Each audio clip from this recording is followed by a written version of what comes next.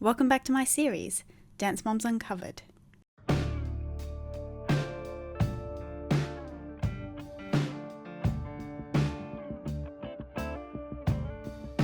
I know that this episode is technically not uncovering dance moms, but you guys seemed interested in knowing whether or not the spin-off series, Abby's Ultimate Dance Competition, was influenced just as much by the producers.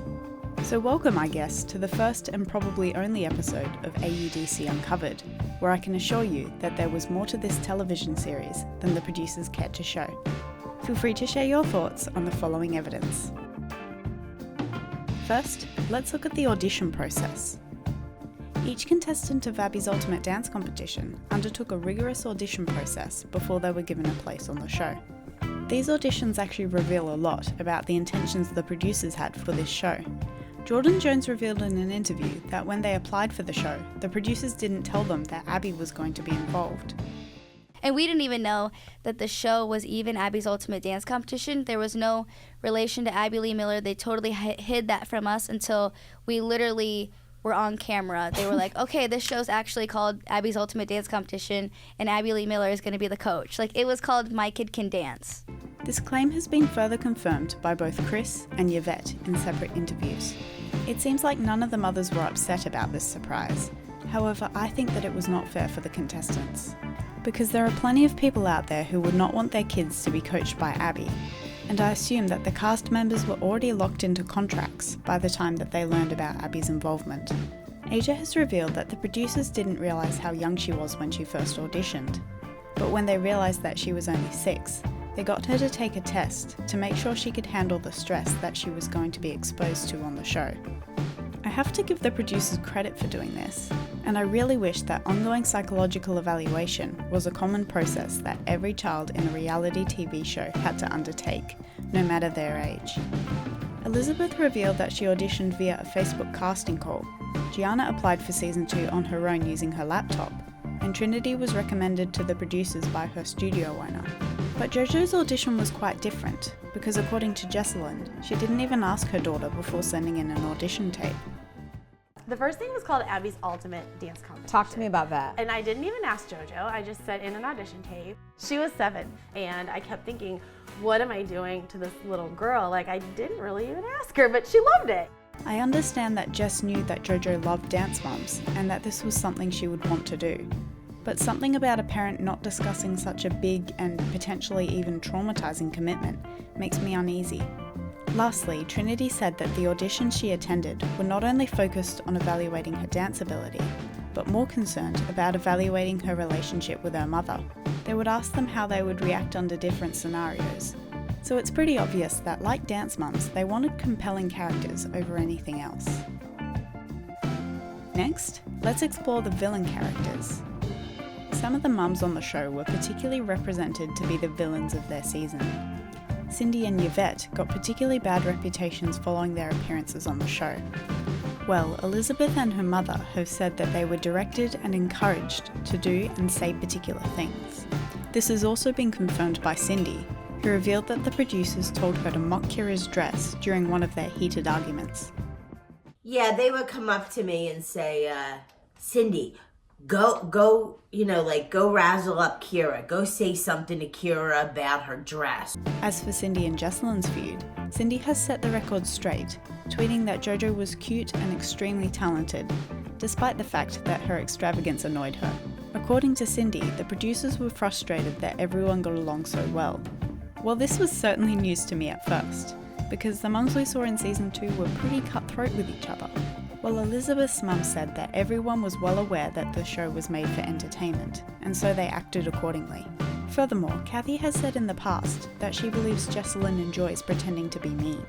I reckon that the mums must have just bickered for the cameras, with the understanding that they were playing the roles of these crazy stage mums, and then they went back to being friends after the cameras turned off.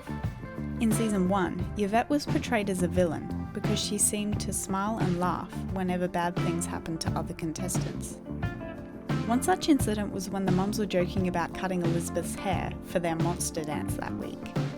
Yvette chimed in, asking whether they meant her real hair or her fake hair extensions, which made Elizabeth burst into tears. Yvette has set the record straight, revealing that she didn't know Elizabeth was insecure about her extensions because she and her mother were discussing it very openly the day before. Yvette said that she did apologise to Elizabeth, even though it wasn't aired on the show.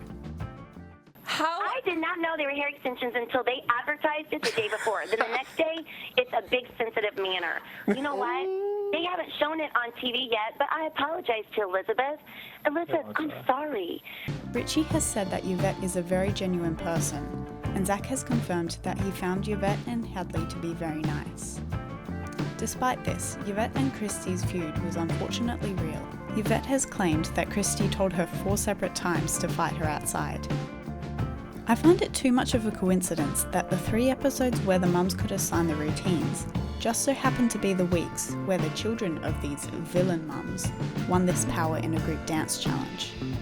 If you watch the group dance challenge where Hadley wins, Abby doesn't give any reasons as to why she eliminated most of the dancers.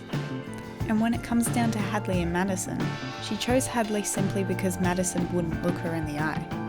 Furthermore, when Ali wins her challenge, she is the last to compete in the dance battle, meaning she only has to fight one person. She also does an aerial, landing without raising her arms, which is the same mistake that got Haley eliminated a few rounds earlier.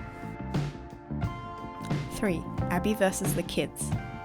Gianna and her mother have bluntly declared that they hated Abby and that Abby hated them. While Gianna seems to believe that Abby didn't like her simply because her mother would stand up for her, another reason why Abby didn't like Gianna could be because she lives in Pennsylvania and never trained at the ALDC. Michelle Georgiana, who also lived in Pennsylvania, has said that Abby holds it against her that she never took Sarah to train at her studio because they live really close to it. When Abby held a book signing in their hometown, Melanie, Haley, and her brother Zach came to support her. A few of the fans waiting in line recognised Haley from AUDC and asked her to sign their books. When Abby discovered that Haley had signed some of the books, she got really mad and crossed some of her signatures out. This situation also came up briefly in a fight during season 5 of Dance Moms, and Abby seems to hold a personal grudge against Haley for it. Evidence number 4, Unaired Secrets. This is basically a speed round before the final crazy theory I wanted to talk about today. They're pretty self-explanatory, so here we go. Kalani revealed that during filming, production took their phones away from them. AUDC was like jail. We literally were like locked up and they took away our phones. The cast danced around 8 hours a day and actually performed a group dance every week, despite the fact that they were not always aired on the show. Jojo and Travis were set up on a date in week 1 because they were paired together for a duet. However, none of this made the final cut. It's cute. They didn't air it, but they actually had them go on a little date the first week. Kira posted on Twitter revealing that Kalani had an Achilles injury during the competition and she had to pause during the jumping challenge because she thought she'd felt a pop. Even though there was a costume designer for the show, both Gianna and Jesselyn have revealed that sometimes the mums would have to make their own costumes. Some nights they would give them to us and say, oh, just rhinestone them or add accessories. But literally some weeks it was like, here's the fabric. Oh, do wow. what you want to do.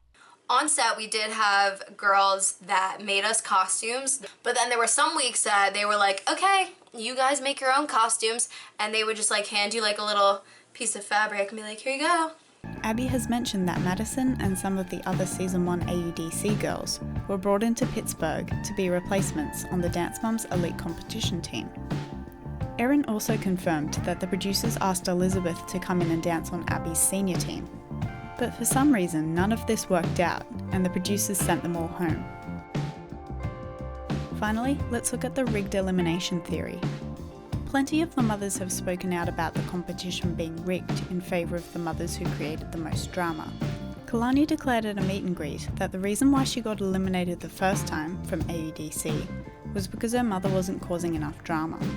Kalani also said that, like Dance Moms, they would film the dancers twice on AUDC too, which would have doubled their chances of making mistakes on camera. I got eliminated because my mom wasn't causing enough drama. I didn't get eliminated because I was a bad dancer or anything. For Dance Moms competitions, the first time is like the real time and is judged. And then the second time is just kind of like a performance, but it's just for camera purposes. And sometimes the judges aren't even there. But on AUDC, they judged you both times, which is not fair. We would do our dance the first time, and then they would just watch, and then you'd go get a drink of water, and then you'd go do it the second time, and then they would critique you on the first and the second time. Gianna's mum Cindy confirmed this, stating that the producers told the mums that the more they fight, the longer their kids would stay.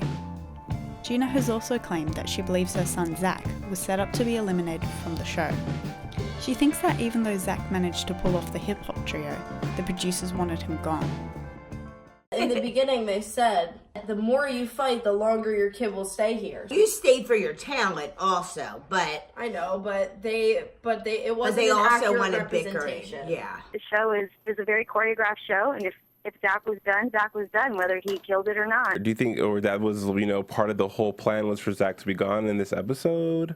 Absolutely. He's never been in the bottom, and he's always danced, up to par, and all these kids that have always been in the bottom got to squeak by, Despite these claims, Richie has denied the idea that the producers had much of a say in the final judging outcomes. Although if you ask me, the producers don't have to be on the judging panel. They can do plenty of things behind the scenes to get their way. So what do you guys think? How do you think the producer manipulation and drama on Abby's Ultimate compares to Dance Moms? Let me know in the comments below. Thanks for watching, and I'll see you next time. Bye.